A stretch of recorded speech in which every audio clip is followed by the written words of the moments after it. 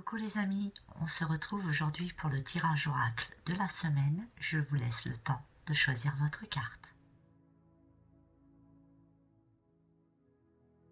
Première carte, patience. Le temps est venu d'apprendre, d'étudier et de rassembler des informations. Réjouissez-vous à cette idée car un jour, vos connaissances se transformeront en actes. Même si vous ressentez le besoin de vous lancer dans un nouveau projet, ce n'est pas le moment. Vous êtes dans une phase d'accumulation, ce qui signifie que vous rassemblez des informations en étudiant, en lisant, en méditant, en canalisant votre énergie, en suivant des cours, en interrogeant des experts ou par tout autre moyen. Dans la vie, il faut un temps pour amasser et un temps pour planter. Il est trop tôt pour décider de comment vous utiliserez les informations que vous êtes en train d'absorber. Vous avez peut-être des idées que vous devriez noter pour le futur. Bientôt, on vous demandera d'agir et d'utiliser vos connaissances à bon escient. Quand cela arrivera, vous serez débordé et vous devrez travailler dur. Soyez le vaisseau vide dans lequel le ciel déverse le contenu de sa grande et sage bibliothèque. Vos talents se mêleront à cette sagesse pour laisser naître une importante et nouvelle manière d'apporter la paix sur Terre.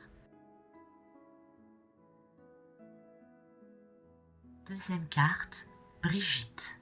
Votre vigilance est justifiée. Étudiez bien la situation avant d'aller plus loin.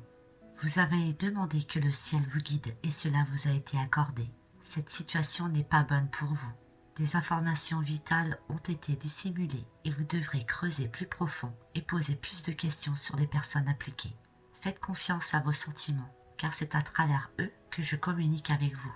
Ne croyez pas que cette situation soit la seule opportunité qui s'offre à vous. Ce n'est pas le cas. Une meilleure option vous attend, mais vous devez d'abord vous libérer. Rappelez-vous que la nature a horreur du vide. Il vous faudra donc créer un vide pour qu'une nouvelle situation s'offre à vous. Évidemment, il est difficile de tourner le dos à quelque chose dans lequel vous avez investi. Vous pouvez vous sentir déçu et trahi. C'est pourquoi vous devez faire appel à moi et aux autres anges pour que nous vous aidions à rester fort et à croire en vous. Vous méritez de vivre dans l'amour et ne pouvez pas vous contenter de moi.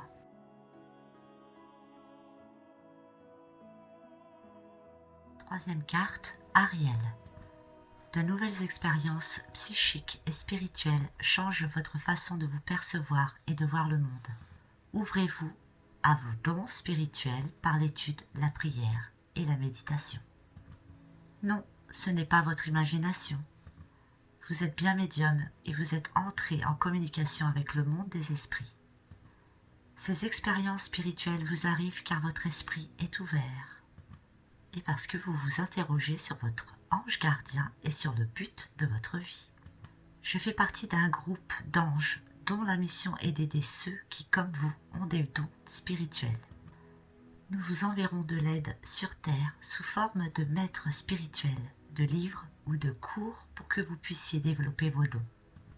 Ne soyez pas effrayés par ce pouvoir. Même si vous avez été raillé ou même puni à cause de votre don de médium dans votre enfance, nous sommes là pour soulager vos craintes. Demandez-nous de l'aide et nous vous l'offrirons.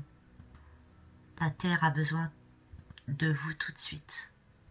Nous vous demandons de diffuser régulièrement la lumière et l'amour divin que vous avez en vous vers ceux qui en ont besoin. Il vous suffit de vouloir envoyer des flots d'énergie et d'amour vers un endroit, une plante, un animal ou une personne pour que ce soit fait. Nous vous remercions pour l'aide terrestre que vous nous apportez.